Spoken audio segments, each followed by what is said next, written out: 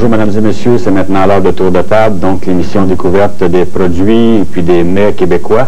Et aujourd'hui, nous irons dans la région de l'Outaouais rencontrer un chef cuisinier, qui enseigne aussi, donc enseignant au centre de formation au Relais de la Lièvre, M. Gaétan Tessier. Bonjour, Gaétan. Bonjour, Richard, ça va bien? Ça va très bien. Bienvenue à Tour de table. Merci. Et puis, on est intéressé à découvrir donc les produits de l'Outaouais. C'est ça, oui. Et aujourd'hui, vous nous faites deux recettes? On fait deux recettes. On va faire un magret de canard en robe d'épices avec une sauce à base de pied de mouton, qui est un champignon sauvage. Oui. Et puis avec de la Fin du Monde, qui est une bière microbrasserie québécoise. D'accord. Et la deuxième recette, ça va être une salade tiède de foie gras et de pommes au vinaigre d'hydromel.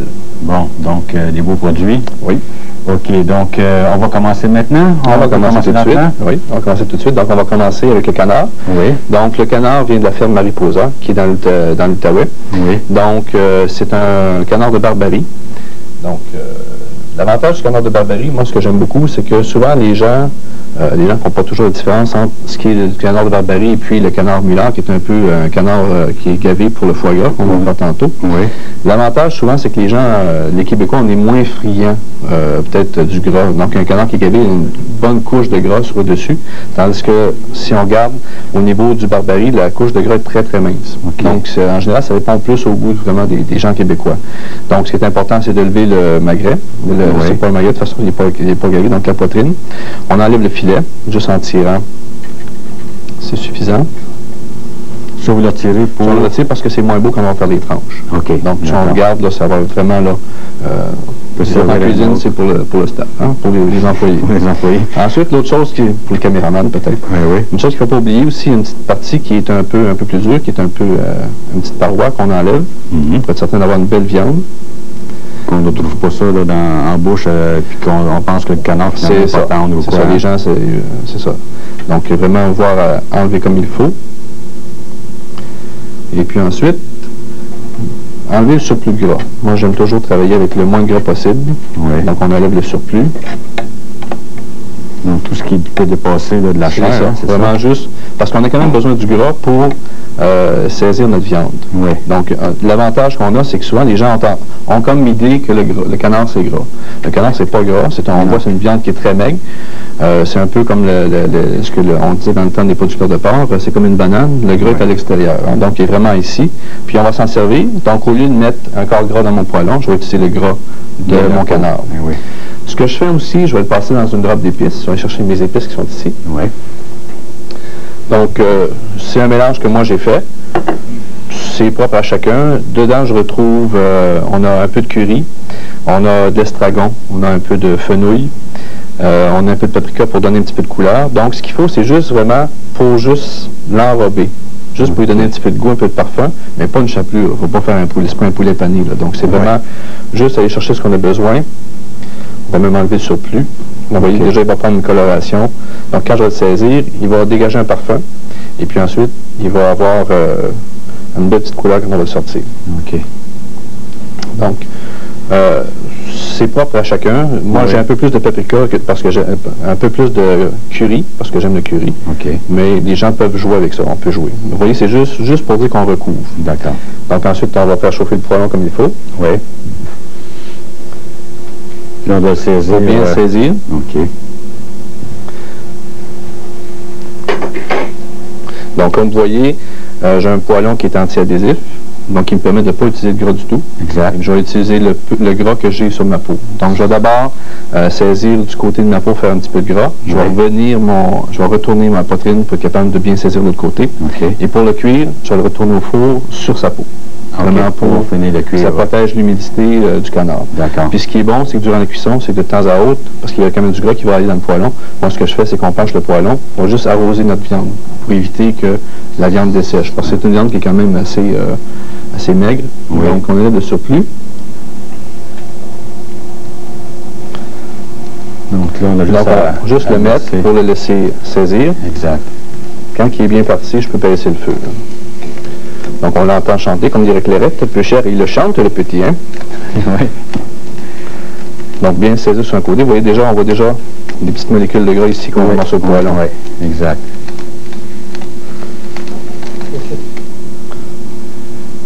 Oui, déjà une coloration qui est déjà faite. Oui. Donc c'est très, très rapide. Avec les épices, ça aide aussi. Ça aide.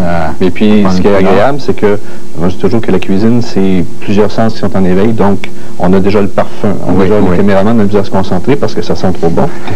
Donc, on a encore pour une vingtaine de minutes. Oui, c'est ça, l'émission. J'espère. Ouais. Donc, on va au four, on va les mettre sur le four. Oui.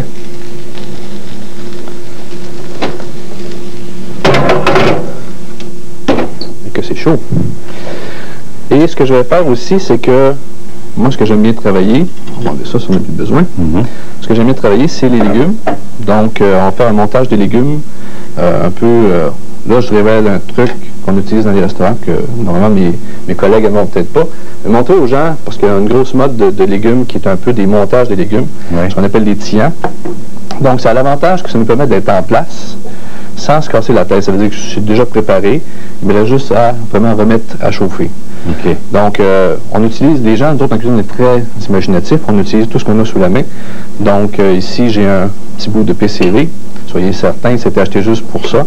Et je l'ai fait bouillir vraiment avec un peu d'eau de javel. Donc, c'est des choses qu'on utilise juste en cuisine. Et là, je vais faire mon montage des légumes. Donc, j'ai 3 choses. J'ai une courge poivrée au beurre. J'ai un confit d'oignon rouge au vin rouge, et puis j'ai un radis blanc que j'ai fait sauter au beurre. Donc tout ce que j'ai fait, c'est assez froid présentement. Oui. Donc c'est déjà été préparé. Ça a été cuit à l'avance. Donc je vais faire mon montage. Okay. Je vais monter mon radis. Ensuite, je vais aller mettre mon confit d'oignon. Donc le confit d'oignon au fond, par-dessus le... C'est ça, parce que ce que ça aide, c'est que le confit d'oignon, il se tient un petit peu moins bien au niveau du montage. Donc, je vais bien... Parce que c'est important que ces légumes-là soient bien égouttés puis bien tassés. S'ils ne sont pas bien tassés, quand on va le démouler, ça va s'écraser. Okay. Donc, l'avantage que je vais avoir, c'est qu'avec ma courge qui est bien compacte, ça va bien le compresser au niveau du montage. Ça fait une finition qui va... Alors, vous allez voir, c'est de toute beauté. Oui. Ouais. Et puis c'est ça c'est l'avantage que vous pouvez déjà les avoir déjà montés d'avance. Oui. Et puis juste avoir à le réchauffer à la dernière minute. Donc ce que je vais faire, ce que j'ai préparé pour aller avec, souvent les gens, on se sort pas de la pomme de terre, les gens commencent à faire des pâtes aussi. Ce que j'aime bien faire, c'est un peu d'orge paysanne. Donc c'est l'orge qui cuit un peu comme un riz pilaf. Donc une portion d'orge crue pour 2 portions de bouillon de poulet. J'ai juste une petite brunoise de légumes dedans. Je laisse cuire à couvert comme le riz pilaf, 20, 25 minutes, 30 minutes. Puis quand c'est prêt, on laisse bien évaporer le liquide. Puis ensuite, ça me permet de le tenir comme il faut. La petite brunoise de légumes, là, on voit des morceaux de carottes, céleri, des fines herbes. OK, d'accord. Coupé en tout petit morceau. Oui, en petit dé. D'accord. Donc, on envoie ça au micro-ondes. Oui.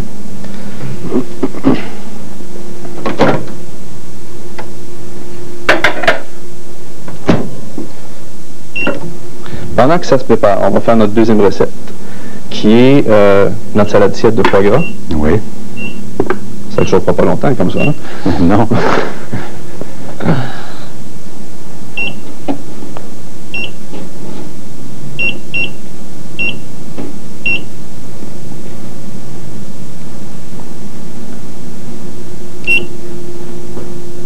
Je vais un petit coup de main. Ben oui, je vais te laisser dans les pendant que je prépare 2 minutes. 2 minutes. C'est le fun d'avoir des ailes comme ça.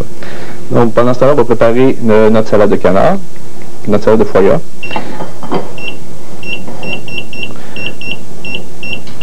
Donc, on a le foie gras qui est ici. Donc, souvent, ce que les gens...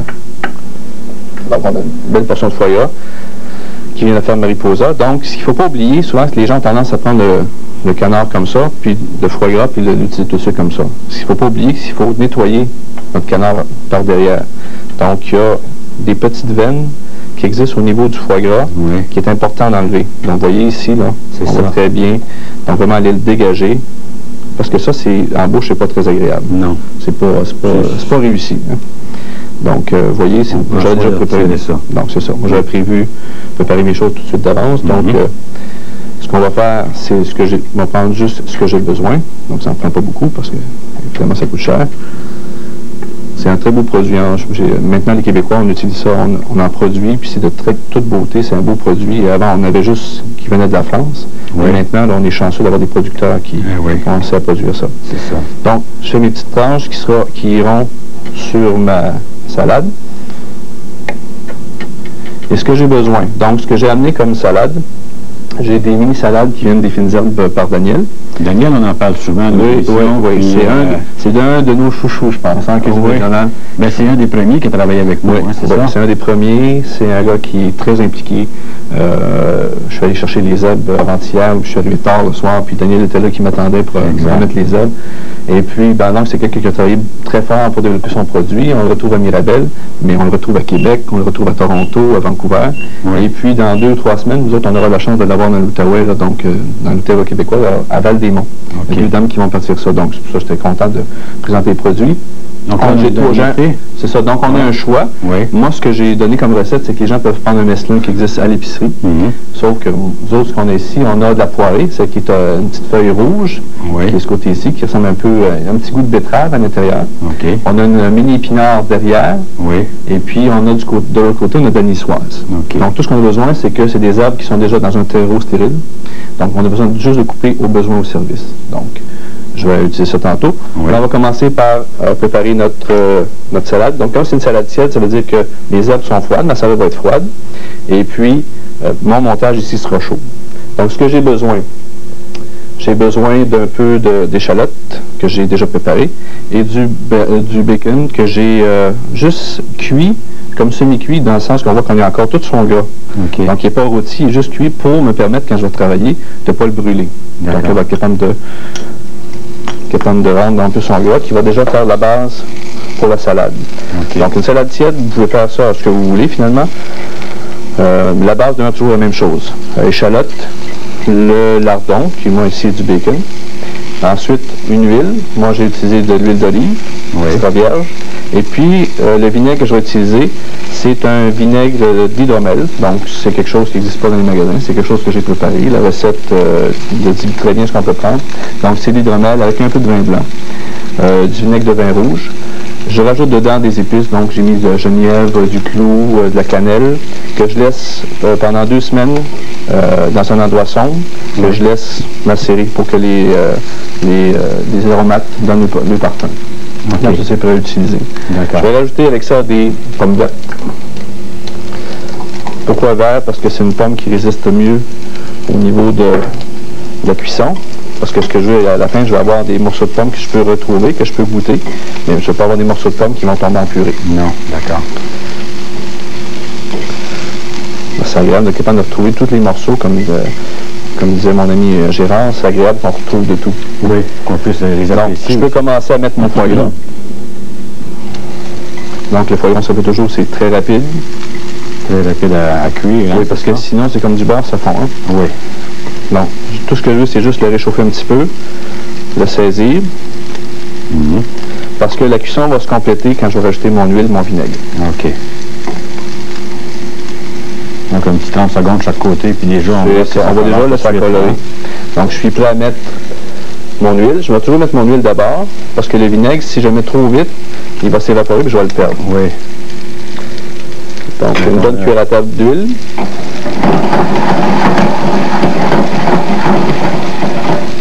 Voilà. Ça aussi, ça sent bon. Hein? Oui, hein? Et le vinaigre d'hydromel.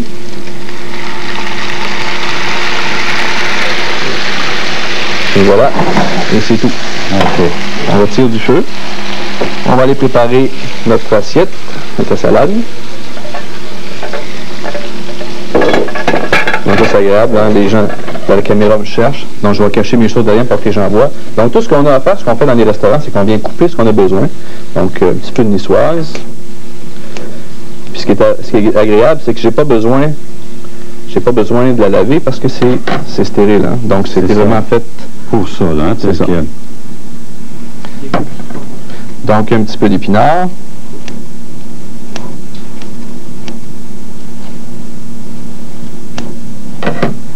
Comme un mélange de couleurs. Oui. Et ensuite, un peu de poirée. Donc c'est ça, Daniel fait des choses excellentes. Il fait de la roquette, il fait du picolé glacial, il fait... beaucoup de variétés. Beaucoup de variétés. Ouais, ça, c'est moins bon, par exemple. Et voilà. Bon. Donc, tout ce qu'on a à faire ensuite, c'est faire mon montage. Donc, on va placer d'abord mon foie gras. Là, c'est les morceaux de foie gras vraiment là, en évidence aussi. C'est ça. Ben oui, parce qu'au plus ça coûte, hein, quand même. C'est ça. Donc, les gens les voient. C'est ça. En priorité.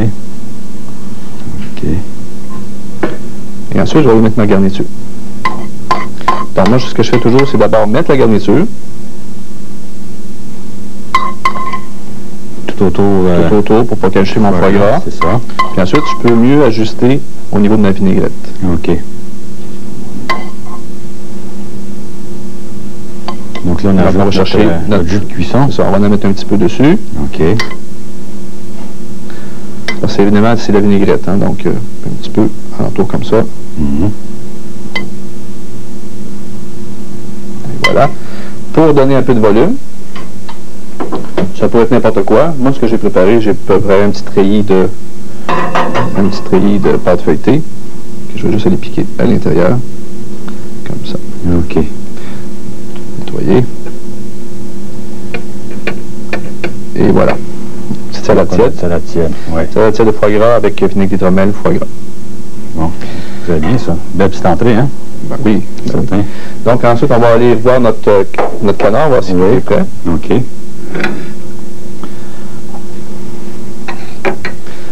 Ça devrait être prêt. D'abord sortir mes légumes.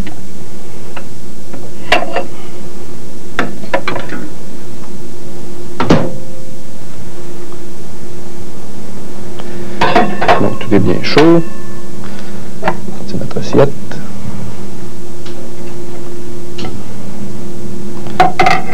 Voilà. Donc ça fait toujours un petit peu drôle aux gens. Les gens s'imaginent que parce qu'on est de l'école, on est une école, on ne fait pas nécessairement manger, ou des fois on n'est peut-être pas à jour, mais c'est vraiment, il faut dire que dans l'Outaouais, on est très très proche de nos gens, des gens qui travaillent dans le milieu. Donc pour nous autres, c'est normal de travailler avec eux autres, on fait beaucoup d'activités. Donc les jeunes sont vraiment appelés à travailler avec ces gens-là sans problème. À travailler vraiment là, avec je cherche mon autre poêlon. J'avais celui qui est dans le four, ça, non? Ah oui, c'est celui qui est dans le four. Oui, on va aller chercher.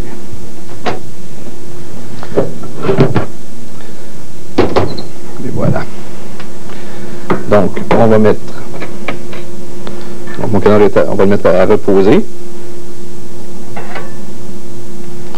Et ça va me permettre de faire ma sauce. OK. Donc, on a de la sauce à faire à partir de la poêle qui cuit le canard. À partir de poêlon, on a cuit le canard. Donc, ce que j'ai besoin, je vais lui remettre un petit peu d'huile d'olive. Et puis, on va faire sauter nos pieds de mouton. OK. Donc, on voit le pied de mouton, champignons sauvages. Ça ressemble un petit peu, à prime abord, ça ressemble un peu à une chanterelle. Sauf que si on regarde bien en dessous, on voit vraiment là, que les lamelles en dessous ne sont pas tout à fait pareilles. C'est vraiment, ça ressemble un peu à de la peau de mouton, à de la laine de mouton. Donc, c'est un producteur qu'on a... qui dessert notre région, qui dessert un peu toutes les régions, qui est saveur du terroir. Donc, on retrouve des champignons de toute beauté, des choses intéressantes. C'est des producteurs comme ça qui fait que c'est agréable de cuisiner parce qu'on a des choses intéressantes à présenter, à trouver. Puis évidemment, nous autres, les chefs, on est toujours à la recherche des choses comme ça. Des choses nouvelles. Des choses nouvelles. C'est ça. Pour je pense que c'est un peu notre rôle aussi de faire connaître ces produits-là. Ben oui. Parce que souvent, les gens vont hésiter. Parce que c'est sûr que c'est des produits, des fois, qui sont un peu plus chers au début, à l'achat.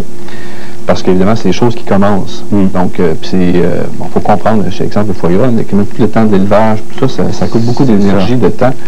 Donc, souvent, les gens vont hésiter, vont penser que c'est un petit peu cher, sauf qu'au goût, il y a vraiment une différence notée. Pas comparable. Oui. Et puis, ce qui est agréable aussi, c'est qu'on commence à avoir une variété de produits. Donc, exemple, au niveau du canard, il y a un temps où on n'avait que de l'agron, le canard du lagron, qui est bon, mais qui est pour une utilisation différente de ce qu'on a fait aujourd'hui. C'est ça, exact. Donc, c'est la même chose au niveau des mullards, des canards qui sont gavés. Donc, c'est des choses qu'on peut avoir juste venant d'autres mers. Donc, là, c'est agréable qu'on puisse l'avoir nous-mêmes. Donc, ce que je veux, c'est juste un peu amollir mes champignons, qui rendent un peu le rôt, jamais trop cuire. Et ce qu'on va mettre comme sauce, ce que je vais préparer, on va utiliser de la bière qui est la fin du monde, que les gens connaissent au début, on va voir un peu à l'épicerie, à la microbrasserie Nigrou. Et puis, Ben, les gens vont peut-être dire, mais pourquoi de la bière qui vient peut-être de Montréal quand on est dans l'Outaouais? Ben, c'est sûr qu'en cuisine régionale, on essaie d'utiliser les produits de la région, mais on complète aussi les choses qui nous manquent avec les autres régions. C'est ça. Puis, comme je disais, moi j'ai toujours considéré que mon rôle était important à ce niveau-là, de faire connaître les différents produits. Et puis, je pense qu'on a un rôle pour permettre à ces compagnies-là qui puissent se développer. Nous autres, dans notre région, on avait une compagnie une microbrasserie qui faisait de la bière, qui était donnée Fidèle. Ouais. C'est une bière superbe. Mais comme ça ne s'est pas vendu assez, ben, la place a fermé. C'est un peu triste. Hein? Oui, c'est ça. Donc, on va mettre la bière. Moi, je le fais avec la bière. Ça pourrait être très bien fait avec du vin blanc. Oui. Ça pourrait être fait avec une bière plus douce aussi. OK. Parce que la fin du monde est quand même assez corsée. Oui, c'est une bière qui est corsée. Déjà, dès qu'on le met, on a le parfum qui ressort, oui, sans problème. Donc, c'est certain que c'est une sauce qui va plaire aux gens qui aiment le goût du houblon. C'est ça. Le goût du houblon va être marqué. Oui. On le retrouve, mais le mariage avec le champignon est délicieux. OK. Mais c'est sûr que si on n'aime pas le goût du houblon, oui, c'est certain qu'il y aurait peut-être lieu de remplacer par du vin blanc. Mais si on prend une bière trop douce, on n'ira pas chercher le goût du houblon. Donc, c'est presque un coup d'épée dans l'eau. C'est ça. Donc, si on veut vraiment avoir le goût du houblon, si on utilise la bière, il faut aller chercher une bonne bière. Sinon, ça donne rien. Non. La crème. Oui. Et on va laisser cuire. On va laisser mijoter. Donc, c'est une sauce, une version de sauce crème avec bière et champignons. Hein? C'est ça. Donc, c'est vraiment ce qu'on essaie de refaire maintenant aussi en cuisine nouvelle, c'est simplifier. Souvent, il y a eu des recettes où la page, c'était 2 pages d'ingrédients. Ouais, puis finalement, quand on goûte rien du tout. On ne sait pas c'est vraiment ce que c'est. Mélange. Maintenant, on a plus tendance à venir vraiment au goût de base. Si c'est les champignons, ça goûte les champignons. S'il y a de la bière, on retrouve de la bière, mais pas rien d'extrême, pas rien de superflu. C'est ça. Donc, on va laisser finir de réduire tout doucement. Okay. Pendant qu'on va faire notre montage. Oui. Donc, dans mon assiette. On peut se voir comme il faut là, le montage. Donc, mon orge était déjà placé, donc quand je vais le démouler, il va bien se démouler. Oui. Voilà. Ensuite, mon légume. OK. Et je vais aller chercher mon canard, qu'on va trancher en aiguillette, en petites tranches.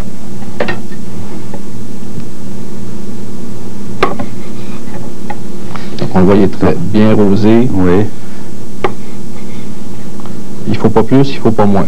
Je pense que c'est ce qui répond à la majorité des gens. Okay. Là, vous laissez le gras parce que, bon, c'est bien à consommer aussi. Ça. Oui, parce que c'est très bon, il est assaisonné.